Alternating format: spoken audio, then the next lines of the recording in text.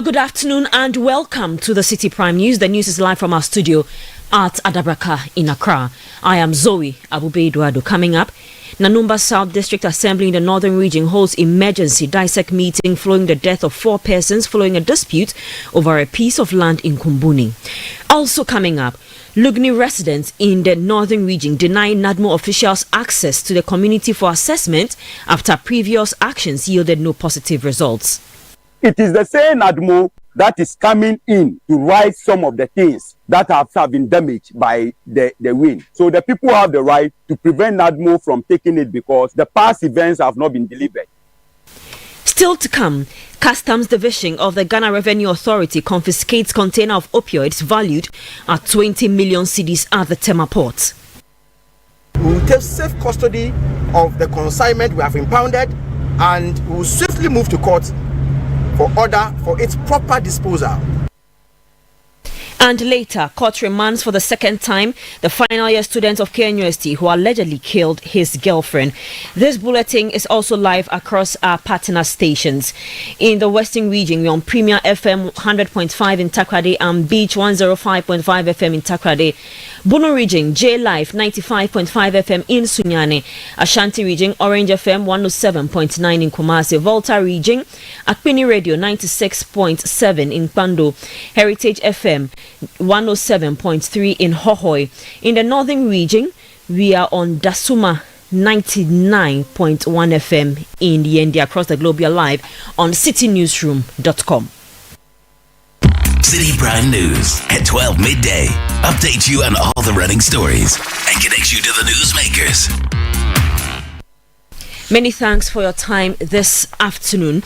Now, the Customs Division of the Ghana Revenue Authority, along with other stakeholders, has intercepted a container of opioid drugs valued at some 20 million cedis at the Tema port. Citi News understands the shipment, comprising over 700 cartons of opioids, was destined for Niger. Addressing the press at the Tema port, the Minister of Health, Kwabna Minta Kando, stated that the government is working to prevent the use of Ghana ports as a transit point for opioids. We have the full support of His Excellency the President. Number one, per our rules and regulations, per our laws, there are only 2 areas, designated areas, for the imports and export of medication or drugs, if you like. Tema Port and the Kotoka International Airport. Drugs are not imported through our land borders, and therefore I encourage all the stakeholders, all our security agencies, to confiscate any drugs, even if it is paracetamol, and it's going through our land borders. And the President has also committed that he is going to provide all the logistics it takes for us to effectively fight the influx of opioids in this country. So the law is clear. We are not going to reinvent the wheel. In fact, we are also looking at tightening our regulations regarding transit goods, because usually they hide behind transit goods. He, however, assured that diplomatic engagements will take place between Ghana and Niger to ensure that intercontinental trade is not disrupted. Last night, I was in talks with the minister responsible for foreign affairs. We are contacting the Niger government to know whether or not they have okayed such a consignment. Even if they have, we will not allow our ports to be a transit point for illegal or unauthorized drugs. We will take safe custody of the consignment we have impounded and we will swiftly move to court for order for its proper disposal. We will include all agencies, and you agree with me that this fight is multi-sectorial. The NACOC on board, FDA, customs, everybody. And anybody who will find himself in this particular issue or matter, we will deal with the person. I have asked the whereabouts of the exporters or the importers, and very soon I'll be updated on their current status. And so we want to encourage all of you, the public, to give us the information as and when you pick them.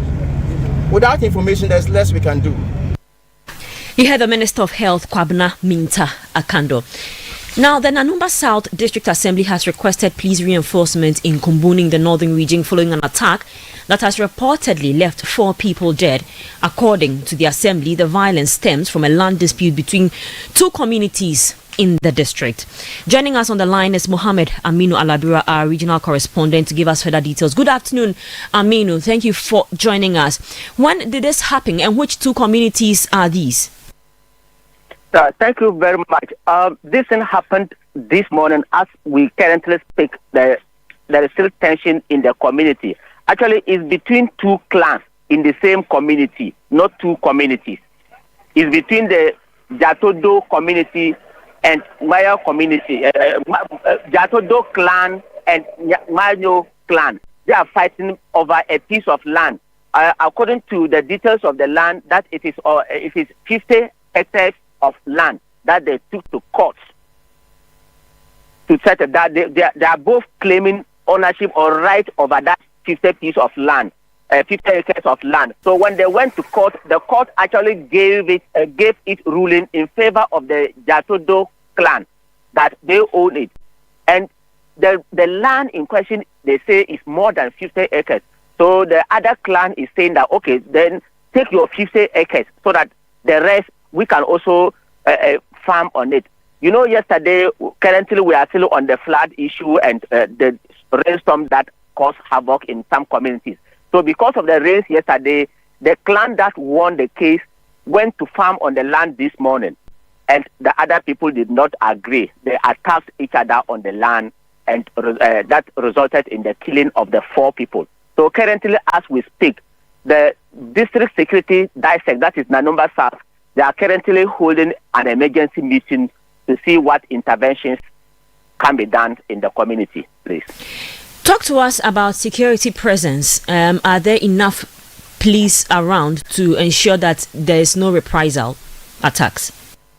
Yes, the security over there, you know, the Nanumba South is a sub-district of Nanumba North. So the security, the numbers there are not that many. So they are also calling for reinforcement from Nanumba North to come and help them. I am told the regional minister is on his way to the community as we speak now. So I am also monitoring to see when he comes. All right. You also mentioned something that happened yesterday, which has to do with the floods. And in one of my headlines, I indicated that the residents of Lugni in the Nanuba South District blocked officials of NADMO, which is the National Disaster Management Organization, from assessing damage caused. I mean, speaking to the residents there, how angry are they that NADMO officials come and then nothing is really done? They spoke to you, so give us some of the details they shared with you. Yes. In the rainstorm that hit the area yesterday, Lungni, a community under Nanumba South District, was severely hit. It destroyed over almost 100 houses over there. So this morning, I was in the community to, see the impact on the residents. At NADMO and the district coordinating director also visited.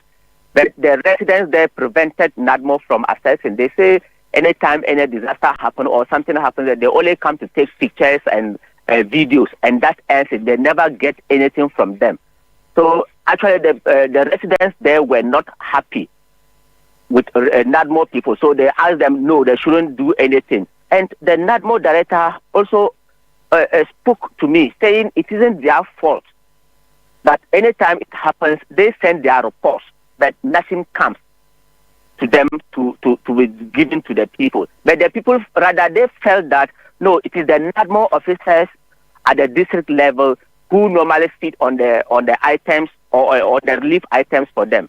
So that was why they were preventing them to do any assessment of the situation there. So, Zuri, that's the station in Nanumba South at Lungni. Yeah. All right. In wrapping up, you went to the Demonalili community I think 2 weeks ago. You reported that about 500 people were displaced.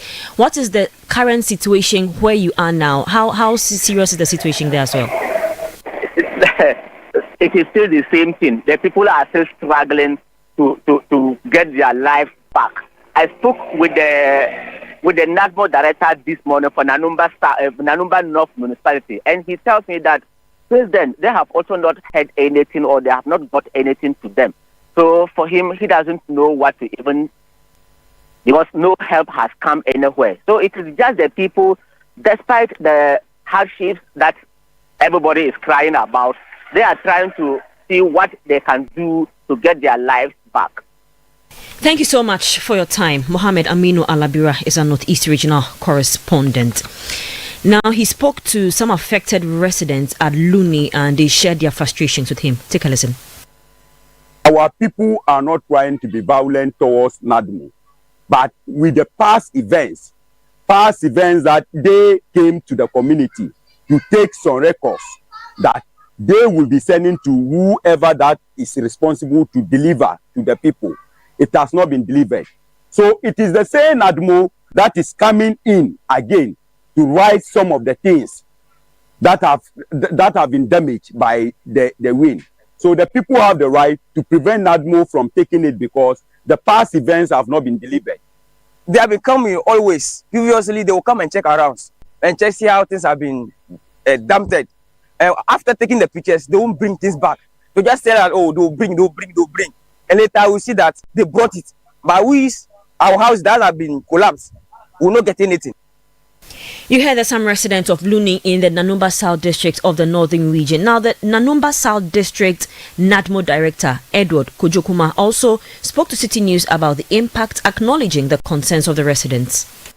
There was a windstorm in the district. It has affected a lot of people. Some people's their houses have taken off completely, some partially. And in fact, it has given myself and my officers problem. Because we are unable to access some areas simply because the community people feel like we do come and assess and we don't give them the relief attempts, or we the officers have been taken. We are appealing to the government, the NGOs, whoever can support, to kindly come to the aid to support the people, because a lot of people houses have been taken up. Even government buildings, school buildings, as you can see here, we are in the markets of the town. It has been taken off. Edward Kojokuma is the director for the National Disaster Management Organization in the Nanumba South District of the Northern Region. Away from that story now, supervising High Court judge and judge in charge of alternative dispute resolution, Her Ladyship Angelina Mensah Humia, is urging the public to consider alternative dispute resolution as a faster and more cost-effective way to settle legal disputes. Speaking at the launch of the Commercial ADR Week in Kumasi, she says ADR eases the burden on the courts while fostering amicable resolutions. You're still listening to the Citi Prime News. Still to come, court remands for the second time final year student of KNUST who allegedly killed his girlfriend. We'll bring you the details of this and others. Please stay with us. Citi Prime News at 12 midday. Update you on all the running stories and connects you to the newsmakers. This year, something magical is happening. A celebration of tradition, flavor, and community. Welcome to the Back to Your Village Food Festival 2025. Taste the heart of your heritage with mouth-watering dishes from across the country like Ademe with akple, Tozafi with ayoyo soup, kokonte, apopranta, rare wine, and many more. From rich spices to sweet treats, it's a journey for your senses. We're taking you back to your village. Oh yes, let's recreate our age-old recipes. But it's not just about food, you know. We're celebrating culture, connecting with family, and making memories that last a lifetime. This March, let's come together and discover the flavors that make us who we are. The date is 29th and 30th of March 2025. The venue, Accra Metropolitan Assembly, and the time is 10 a.m. through till 6 p.m. each day. The Back to Your Village Food Festival 2025, worth food, fun, and tradition meet. See you there. Interested vendors should call 0558 973 973 or 0205 973 973 to register. The Back to Your Village Food Festival 2025 is powered by Channel 1 TV with support from 97.3 Citi FM and is proudly sponsored by Gino, Goa Natural Cocoa Fruit Juice, and Pan African Savings and Loans.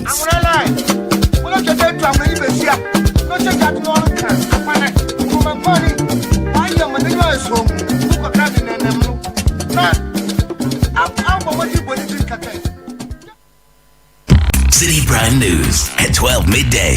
Update you on all the running stories and connect you to the newsmakers. You all come back. Now, the final year student of the Kwame Nkrumah University of Science and Technology, KNUST, who is standing trial for his alleged involvement in the death of his girlfriend, has been remanded for the second time. Joanna Deladem Yabani's lifeless body was discovered on the KNUST campus on Thursday, February 27. CCTV footage on the campus showed a man believed to be her purported boyfriend, Daniel Tufo, strangling her to death after an altercation. The suspect was arrested and arraigned. He was remanded during the first court appearance. Appearing before the court for the second time today, the prosecutor informed the court that the docket had been sent to the Office of the Attorney General for advice. The prosecution thus prayed the court to remand the suspect, which the court agreed to. The case has been since adjourned to the 1st of April 2025. Now, following a fire incident at the Labone Senior High School that swept through some of the girls' dormitories on Sunday, some parents of affected students have arrived to pick up their wards. Let's go onto the phone lines and speak to my colleague Samuel Akom. Good afternoon, Samuel. Good afternoon, Zoe. Can you give us a situational report? Aside from parents arriving to pick up their wards, what else have you seen? Right, it's a regular Monday and academic activities are ongoing. So upon arrival, we noticed that some parents were here to pick up their awards. And we also noticed that fire officers were on ground. So we went close to have a conversation with them. And they indicated that they are here to begin investigations into the matter. But then they confirmed that their preliminary investigations lead to the fact that there was an electrical fault that might have caused the fire incident. And then also on the compound, you can see that students have spread out their items. I mean, the ones they were able to salvage from the fire incident yesterday. And the affected students are also visibly seen picking up after what has been left. So that is the situation here. I've seen some of the parents here. I've also seen a member of the PTA here as well. I don't know if you would want me to speak to him. Please go ahead. All right. Good afternoon, sir. Your name, your role, and then what is happening here? My name is Noel Kofi Malfedwe. I'm a PTA rep for the Form 3 in school. What is happening at the moment is that the thing happened yesterday, and today some parents are here to also acquaint themselves with what is the situation on ground. And some are also here to pick their children or also find out if they can pick their children at home to work on them psychologically, to be able to come to terms with the realities of the situation and get them some of their words back to the school, because some have lost eventually every belonging of theirs. So that is what is happening at the moment. As an executive of the PTA, academic activities are still ongoing. How soon is management going to work out the place to put it back in shape? Yes, for now, the management of the school can work it as early as possible, because they are almost about to write the exam. So it's not only the Form 2 that are affected, it includes the Form 3s as well. So it will be very expedient on their part to team up with the PTA body. As my chairman spoke with you, James Ablo spoke with you yesterday, it will be very expedient on our part to come to collaboration together with the LUSA for us to be able to work on things as fast as possible to get them back into full academic, activity. My name is Noah Kofi Malfegwe. All right, Zoe, so that was Noah Kofi Malfegwe. He is an executive of the PTA, indicating that they will really need support from benevolent organizations to help with the dormitories back in shape for the students' academic activities to resume. That is the situation here. Thank you so much. That was my colleague Samuel Akom reporting from the Labone Senior High School, where there was a fire incident yesterday. Meanwhile, the Minister of Education, Haruna Idrusu, was there earlier today, and he assured of the government's commitment to come to their aid of the students. Let's still stay with this issue because the Ghana National Fire Service is calling for regular maintenance of electrical wiring in senior high schools to help prevent fire outbreaks. Several schools have recently experienced fires, with the latest incident affecting the girls' dormitory of the Labone Senior High School. Speaking to Citi News, Assistant Divisional Officer 1 Alex Kinati urged schools to invest in fire detection systems to safeguard lives and property. You realize that a lot of these government institutions have been built for decades now, and these schools have not been subjected to any kind of routine electrical installation. Probably after the time these schools were being built, electrical appliances were not a thing then. Some of these schools were probably using box irons, which were used, which they would use coals. But with evolution and development, people will resort to irons. We would say electrical faults accounts for some of these issues, because a lot of these schools are not subject to regular electrical inspection. Also, you realize that these schools do not really practice a lot of fire safety measures. You hardly find fire extinguishers or smoke detectors even fitted in most of these schools. It's important that schools also take early fire detection systems very important, so that together they're able to ensure that fires are nipped in the bud. When students are sick, they should make sure that the students are not kept in the dormitory. This is at the back of the burning the secondary school fire in Tamale, where the school girl got burnt because she was not feeling well and was sleeping in the dormitory. So I believe that these schools, so again, should try and have multiple exit points. With Labone, for instance, the fortunate thing was that the students were at prep, so there was no lives lost. But then if they have multiple entry and exits, during emergencies, if one entry is curtailed, another entry is made available. That was Assistant Divisional Officer 1 Alex Kinati, who's a member of the public relations team of the Ghana National Fire Service. Let's still stay with fires, because the Western Regional Fire Command has launched an anti-bushfire campaign and inaugurated a 60-member fire volunteer team in the Jomoro municipality to help combat bushfires in rural areas. The region recorded 22 bushfires incidents in the first 2 months of 2025, raising concerns over a rising trend compared to the 39 cases reported in 2024. Regional Fire Service Public Relations Officer Emmanuel Boni says measures are being put in place to address the situation. More efforts in education has been channeled into the bushfire sector. That we are doing more education at the rural areas and training fire volunteers to augment our work where we are not visible. The fire volunteers will do that. Hence, the launching of the regional anti-bushfire campaign at Beria Ibelemu in the Jomoro municipality. We have about 14 fire stations where we have fire attendants in almost all the 14. We have people that have been handed over to us. We have men there. We don't have fire attendants there. We have the market circle in the Takwa, the makeshift market. That place to carry. We don't have fire attendants. Apart from there, all the places that districts that we are covered, we have our fire attendants and they are working. He further cautioned the public against actions that could inadvertently contribute to more bushfires in the region. What we want to tell the general public is currently, since the rains are not coming, so most of the grasses, the moisture in it is dried up. So you can see the leaves being green. When set out with it will burn as if it is highly dried up. So we should all be cautious of it. We, those driving, when you want to pull off the road and park your car, don't let it get closer to the bush, because there might be a bushfire that will come and even come and burn your car. We have hunters, they should be cautious in in their village when they are going for hunting. Those who do honey collection, who use fire to desist from that, because currently there is more improved ways to collect the honey without using fire. Japan went up also to send the fire on their passport on their house to the farm. After working with the fire, they should extinguish it before leaving the farm. And those who cook on the farm, after cooking, they should extinguish the fire before they leave the farm.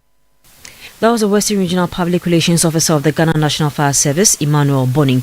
Now, the Inspector General of Police, Christian Tete Yohuno, has been welcomed to the police headquarters by the Police Management Board. This marks his first day at work as the leader of the Police Service of Ghana since his swearing in. The Inspector General of Police also inspected a quarter guard mounted in his honor. IGP Tete Yohuno exchanged pleasantries with officers at the headquarters as he made his way into his office. Here are excerpts of the ceremony at the police headquarters to welcome the IGP.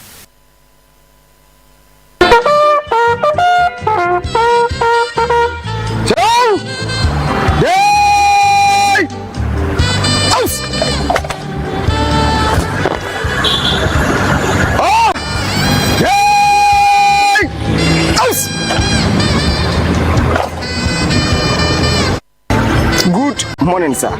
Barras Guard Parade formed up, made up of 9 men, all drawn from the Ghana National Police Headquarters, ready for inspection. Number 55132, General Lance Corporal William Ano Ochre reporting. May I have permission to follow, sir? Yes, sir. Sentry post, stand fast. Mendes to the guards room. Yes. Yes. You heard excerpts from IGP Christian Tete Yohuno's welcome ceremony.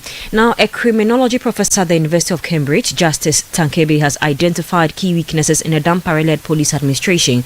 He cited the poor handling of protesters, attacks on journalists, and the centralized communication structure as major concerns. Speaking on the Citi Breakfast Show, he noted that these issues affected the effectiveness of the police. Themselves when people are out on protest. And again, we can see some of the episodes of the police, rather than facilitating the protest, appear to rush to the courts to prevent people from protesting, which I think it's a minus. We also see in the area of media safety, because the safety of media personnel or journalists, it's actually a very interesting indicator. That was Justice Tankebe, and he's a professor of criminology and criminal justice at the University of Cambridge. Now, Petrosol has held its 5th nationwide Energizing Dreams promo draw in the Upper West region as part of its 10th anniversary celebrations. The event, held at Bamahu in Wa, saw 14 customers win various prizes. Marketing and Communications Officer for Petrosol, Mark Eduboating, said the promo rewards loyal customers for their continuous support.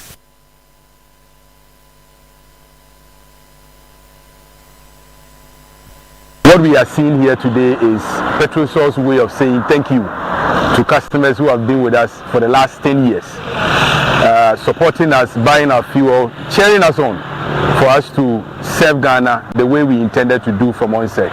So this is a way of saying thank you, and we've been running this promotion where we give items to customers both on our forecourts and at That was the Marketing and Communications Officer for Petrosol, Mark Eduboating. A winner, Postinos Tengang, expressed gratitude, praising Petrosol's commitment to quality fuel and customer satisfaction. I'm so amazed to win this motorbike for myself. Especially, I'm a student of UBs. This will help me with my transportation to campus. I won't be spending money on tricycle and other stuff to go to campus. And this will be the fastest way for me to travel to campus for lectures. I'll urge everybody out there to also keep on buying their products, that is fuel, so that they can also win what belongs to them, or that what will be their luck to them. Yeah. I also say a very big thank you to Petrosol for this amazing motorbike given to me, and I urge everybody also to participate in. That was a beneficiary of leading oil marketing companies Petrosol's Energy Dreams promo, Postinos Tengan. And that'll be all for this edition of City Prime News, which came to you live from our studio at Adabraka in Accra. Before we go, a quick recap of our headlines. Nanumba South District Assembly in the Northern Region holds emergency dissect meeting following death of 4 persons. Lugni residents in the northern region deny NADMO officials access to the community for assessment after previous actions yielded no positive results. And Customs Division of the Ghana Revenue Authority confiscates container of opioids valued at 20 million cedis at the Tema port. You can log on to our website citinewsroom.com for more news. I am Zoe Abube Eduardo. Many thanks for listening. City News. We speak first. Reach our hotline on 0302 224959 and get interactive on Facebook, City 97.3 FM, and on Twitter at City 973.